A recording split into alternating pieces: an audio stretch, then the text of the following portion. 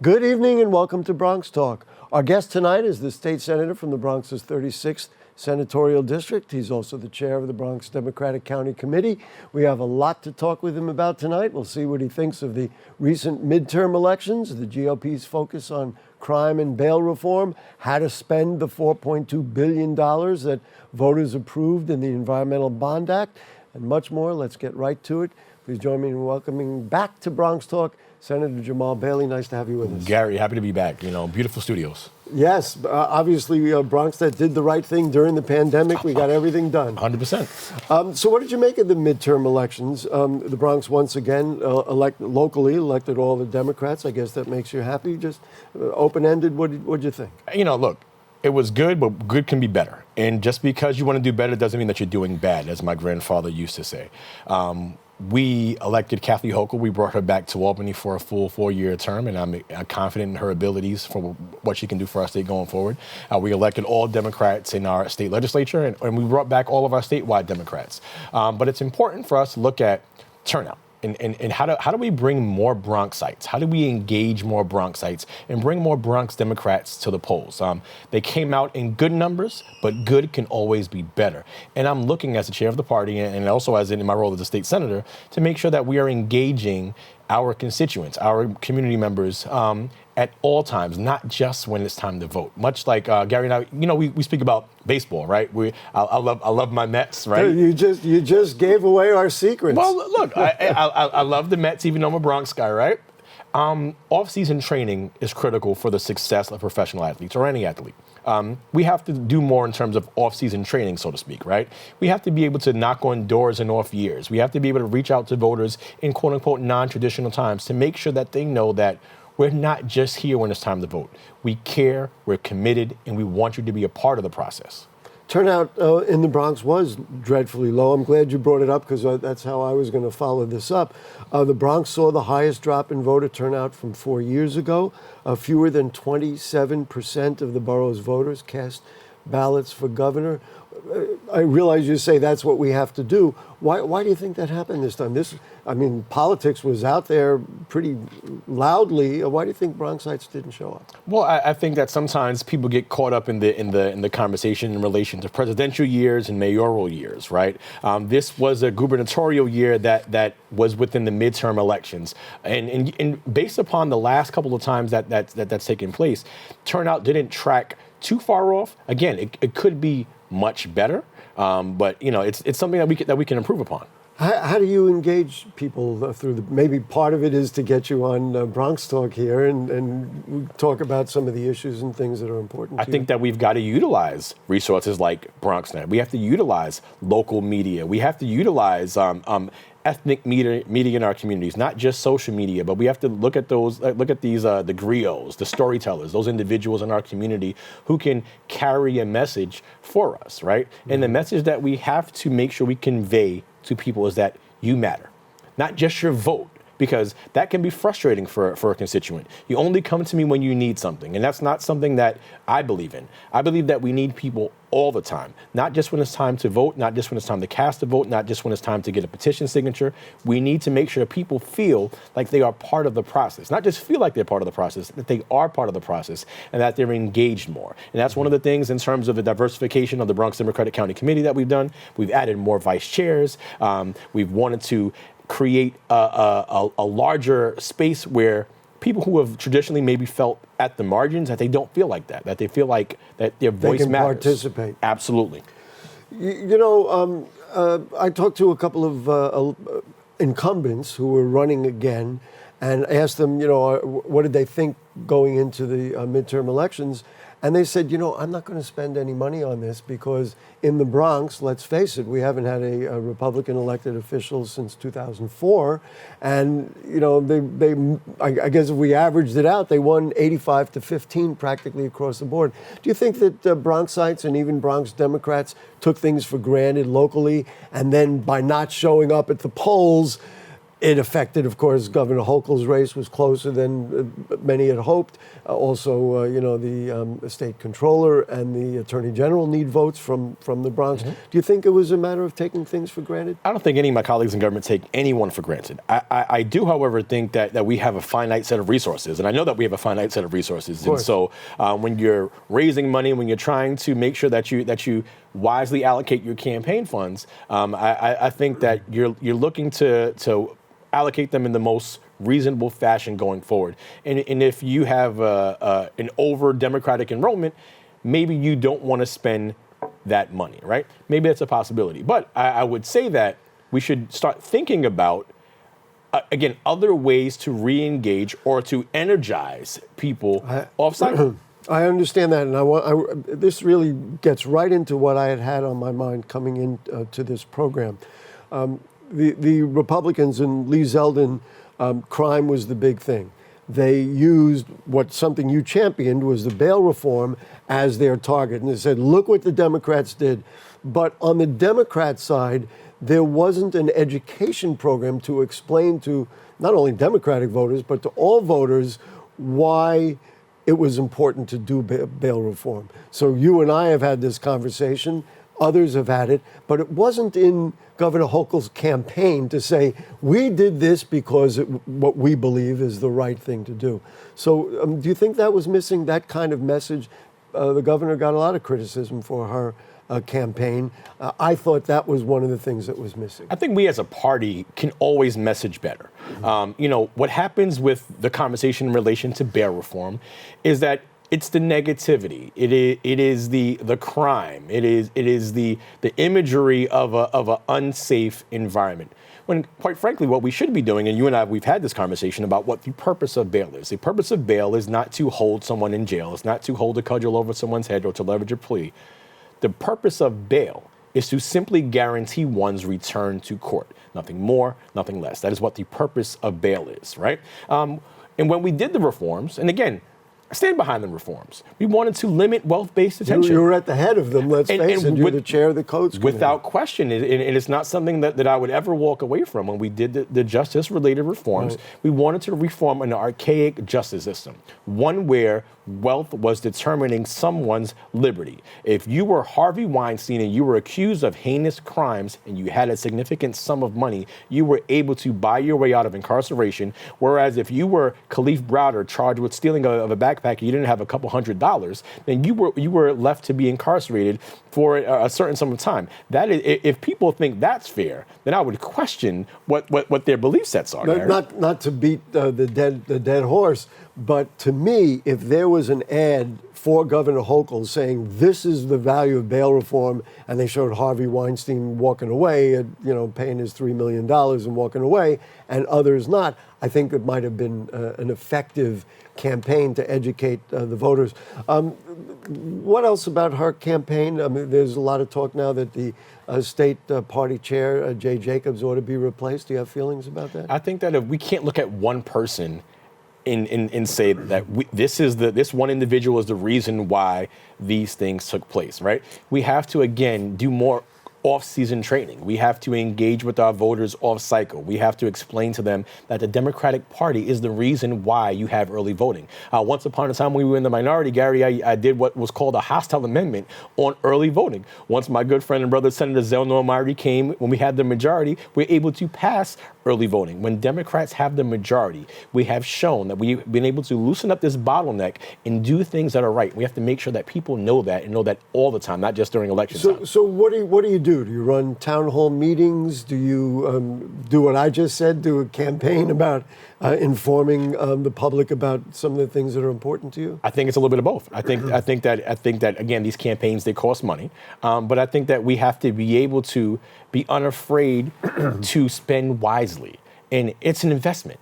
It's an investment in the growth of our party and making sure that we get people to come to the polls that maybe they registered once in high school and they haven't voted since then. They're an enrolled Democrat, but they haven't really. They're not a triple prime voter. They're not someone who gets the mail like you and I get every election cycle, but they're a registered voter. How do we get to that person? That is the person that we need to make sure that we're targeting. That's the person that we need to make sure that we reach. And that's the person that we need to make sure that they continue to come to the polls and that voting becomes a habit for them. One more question about bail reform. Is there something that needs to be done with it to improve it, to make it tighter, to make it so that people don't automatically see, well, here's a recidivist and now all of a sudden they've committed another terrible crime? Or are you satisfied with the way it is? As a legislator, you never say never, but we've gone back twice. We've addressed some of the concerns, many of the concerns in relation to those individuals charged with gun crimes, those individuals who are serial recidivists, those repeat offenders. There is no such thing as a perfect statute, and there is no way that we may ever find something that everybody is unilaterally going to be happy with. But one of the things that I do want to make sure that I get on the record, because I'm glad that we're here. This is the record. This is the record. When people say that we didn't speak with law enforcement, and that we didn't speak with district attorneys, and that we didn't speak with people on the quote-unquote opposite side, that is completely false. Just because people don't like the answers that happen at the end result that happened, I should say, doesn't mean that these conversations did not take place. These conversations took place with other stakeholders, even though that result wasn't necessarily what people wanted, so to speak, the detractors of bail reform. We had conversations. Can you understand the frustration? I did talk to a friend who's a police officer, and she said, somebody that we just arrested, I see them back out on the street. Can you understand that frustration? I can. A police officer goes through all kinds of danger, and it's not easy to do that job. They finally bring in somebody who they think did the wrong thing, and then, a week later they say, wow, there he is again. We can walk and chew gum at the same time. We can have a healthy respect for law enforcement, which I do. The women and men in blue who patrol our streets at night in that day and any other time of the day, they do an incredible job. They run into areas of trouble when most of us would be retreating. So This is no aspersions being casted upon law enforcement. I do think that it's important, though, to realize that we're not doing these reforms to harm law enforcement, that we're not doing these reforms to try to limit public safety. As a father and a husband, I want my wife and my daughters to be just as safe as anybody else. I want public safety. We can have public safety and justice reform. We can walk and chew them at the same time. Another issue Republicans hit Democrats about was the obvious rise in costs in the grocery and in the gas stations. Is this something that the state legislature can help with, or is this really a national issue and New York State, like all the others, are just simply subject to those forces? I think that one of the things that it is a national issue, but I think that when Republicans message, they don't look at the other things that we have done. I was a sponsor of the Diaper Act, which actually goes into effect on December 1st, which takes away all local taxes from diapers, right? We're looking to save consumers possibly $6 to $7 million a year throughout the state on necessary products. When you point at the negatives, when you point at the problems, look at a solution. The Republican Party hasn't been big on solutions. They've been big on pointing out problems, but they're not looking at the solutions. They're not looking at the money that we put into small businesses. They're not looking at the investments that we've made in our state budget, in the investments that we made in infrastructure. They don't look at those things and how those things actually do spur on the economic growth, and those things do improve public safety, because when somebody's at work, when somebody has economic sustenance, public safety goes up. People feel safer because people are happier and they're working. That is, that's such a hard sell. I mean, we've had this dialogue on this program because we deal with all the social problems. And actually, one of the questions I was going to be asking you is about the mayor's attempt to take mentally ill, homeless people off the streets without dealing with the back end of it. And that if you deal with that back end, maybe you wouldn't have as many people on the streets. I want to ask you about redistricting. This was criticized for essentially opening the door for the 4 Republicans to take over control of 4 congressional seats in New York State, which many people have said, well, that's the reason that the Republicans have the House. What's your thought about it? Did Democrats go too far in what they attempted to do and then got caught and ended up with a plan that really didn't work out for them? I think when you have a surrogates court judge in Steuben County that appoints a special master who has little to no knowledge about what the Bronx or what the state or what the city of New York is, that's where you're going to run into problems.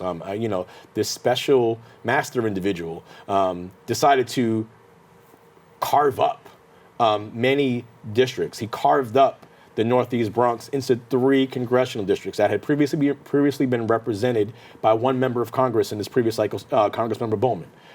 Before that, Congressmember Engel.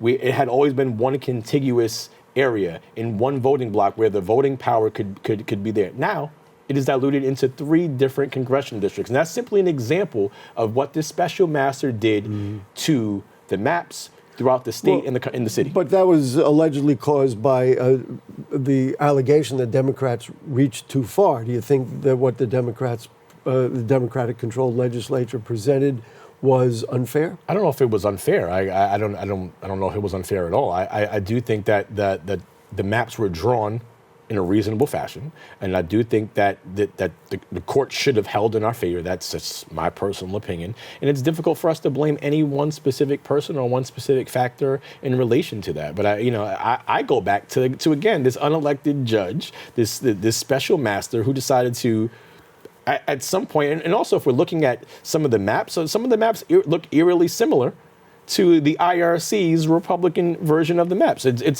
It's very interesting in that way, Gary. You know what really is interesting to me, and I'm just looking globally at it, gerrymandering is done even worse in other states all over the country.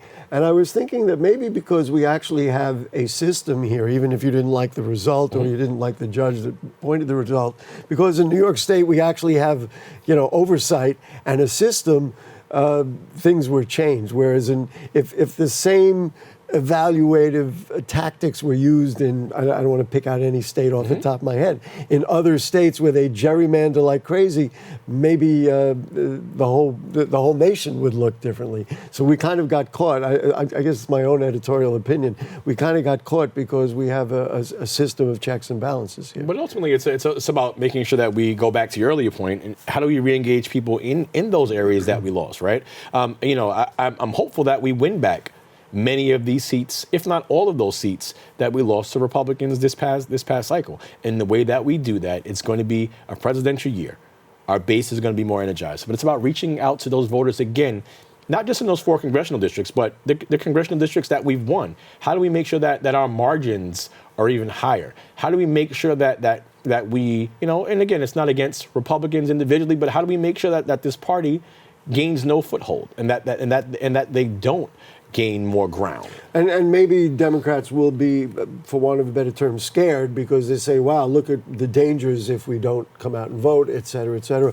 On a very positive note for you in particular, and many Democrats, let's talk about Hakeem Jeffries now becoming the leader of the House Democrats. You tweeted something that showed you were very pleased. You want to talk about that a little bit? It's exciting. It's very exciting, Gary. It is when you see someone like Hakeem Jeffries, someone who comes from where we come from, someone who's a product of New York City public schools, someone who's a product of the SUNY educational system, right? You see the possible.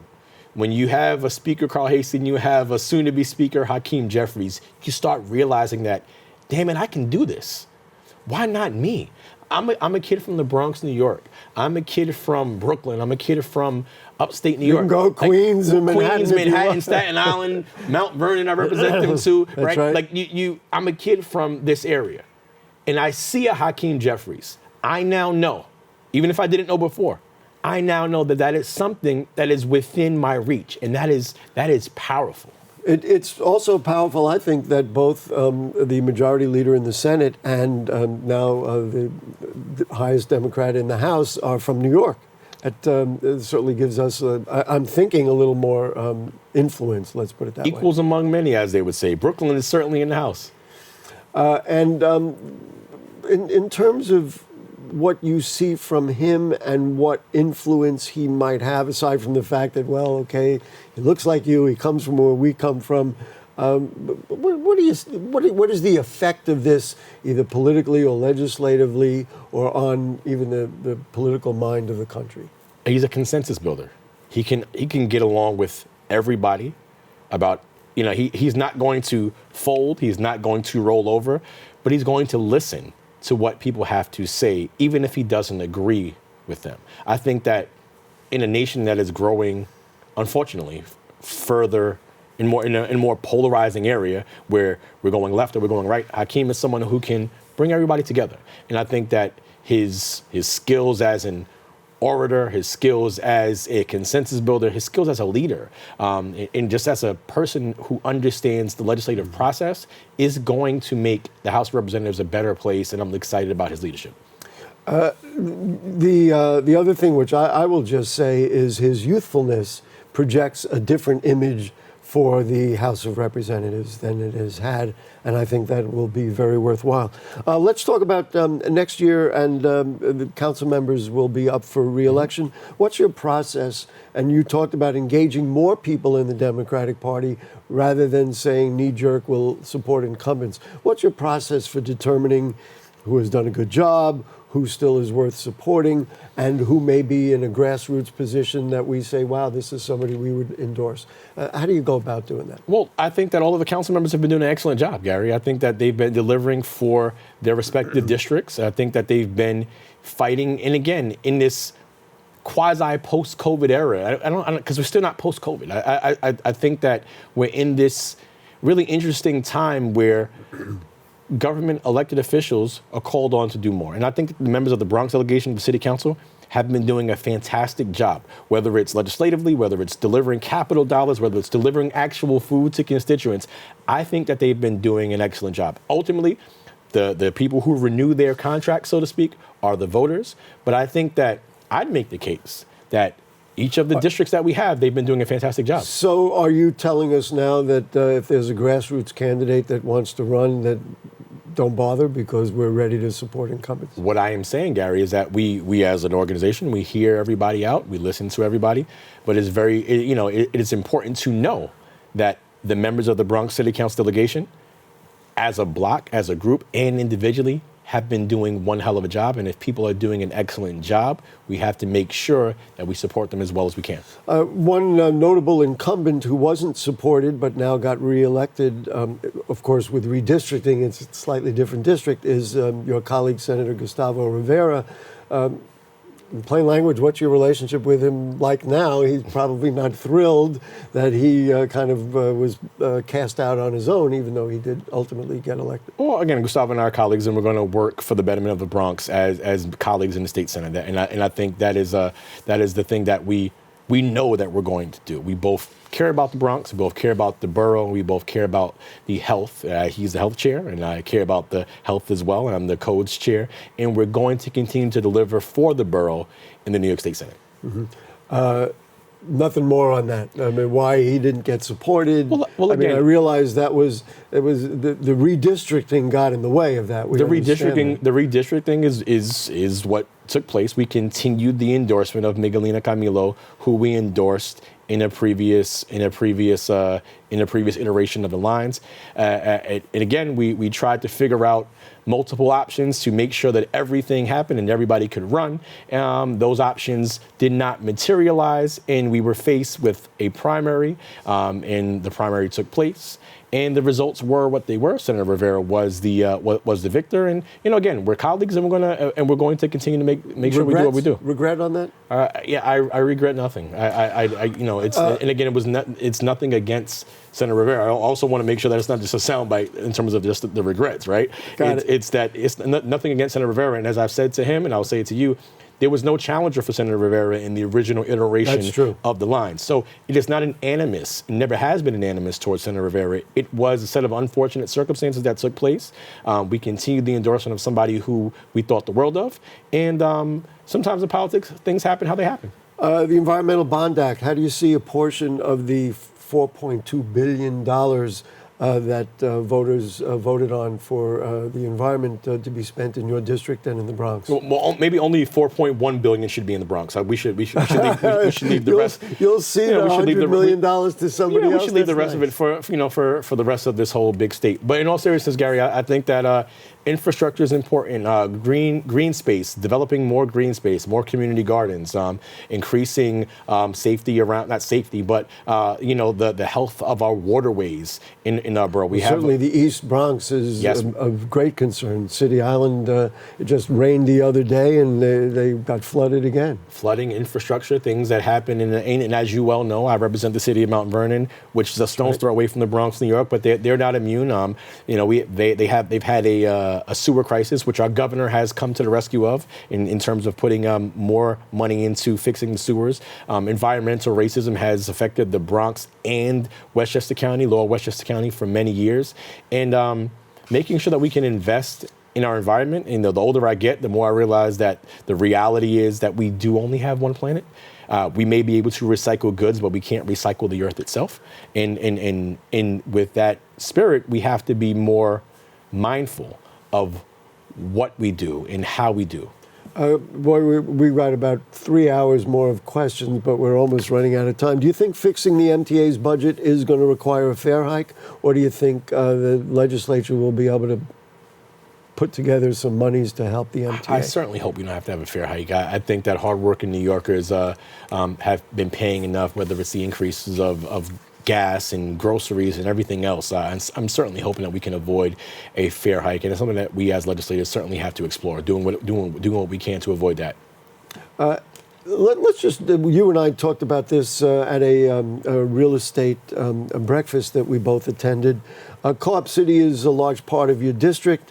What issues need to be addressed? I know that other Mitchell-Lamas are just going crazy over HCR not responding to simple requests for loans and normal kind of doing businesses, and it's held things up. In the little time we have, what do you think? I think that Co-op City there's nothing like Co-op City, and I think that I love Co-op City, right? Editorializing about my love for Co-op City aside, I think it's important for us to make sure that we're contacting HCR with these Mitchell-Lama housing developments. Do you think they're trying to starve the Mitchell-Lama program and get the residents riled up so that ultimately they will vote to privatize? I hope not. I don't believe so, because Mitchell-Lama has been a beacon of middle income plus now housing. Where else are where your public service workers who work so hard, the union workers, where else are they going to live? We have to make sure that we continue to not just sustain Mitchell-Lama, but replicate it. How do we create Mitchell-Lama-like programs throughout the city and the state so that, the cop who's married to the firefighter, the teacher who's married to the sanitation worker, that they have somewhere safe and comfortable and affordable to live? Senator Jamaal Bailey, chair of the Bronx Democratic County Committee, thank you so much for joining us. I got pages and pages more of questions. We'll get to that the next time you join us. Thank you so much for joining us. Gary, always a pleasure. Folks, next week, we'll talk about the Kingsbridge Armory. We'll see you then. Good night.